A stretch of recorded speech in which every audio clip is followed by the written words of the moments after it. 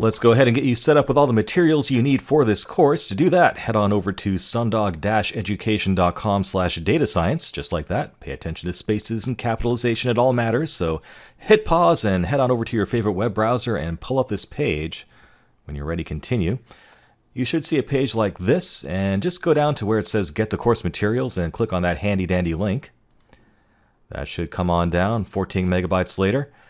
And that will get saved to wherever your downloads get saved to by default. For me on Windows, that's going to be my downloads folder. So after that's done downloading, I'm just going to go ahead and open that up.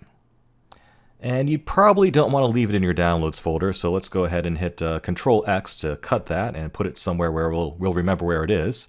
I'm going to just stick that on the root of my E drive here. You can put it anywhere you want as long as you remember where it is. So let's go ahead and Control V to put that there. And on Windows, you can extract that by just right-clicking on the datascience.zip file and say Extract All. And for me, that will put that in a E Data Science folder. If you're on Linux, you can just use the unzip command. And if you're on Mac OS, you might need to install a separate utility for decompressing zip archives. So go ahead and hit pause until that's done decompressing and resume when it's ready. Alright, so what you should have now is a datascience-python 3 folder within that contains Python version 3 versions of all the scripts for this course. If you open that up, you'll see all the IPython notebooks. We'll talk about what that is in a moment. And all the sample data. For example, we have some sample emails that we'll use to build a spam classifier later in the course. We have a set of movie ratings that we'll do some cool stuff with, like creating a movie recommendation engine. And here's a little CSV file of some data about people that got hired and didn't get hired for a specific job. So you can see we're going to be doing a lot of hands-on stuff with some real-world data here. So we're going to have some fun.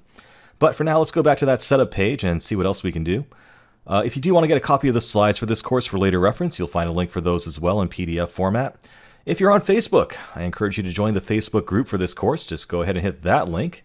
And it should take you to Facebook, and go ahead and sign up. I'd be glad to join you to that group. It's a place where students can get together, ask each other's questions, and trade notes, if you will, and talk about whatever you want as long as it's about data science and machine learning. So feel free to participate in our little community there. And finally, the last thing you'll have to do is install Enthought Canopy, or some scientific Python 3 environment. But in our next lecture, we'll go ahead and walk through the steps for installing Enthought Canopy, and at that point we'll have everything we need to get started. So let's move on.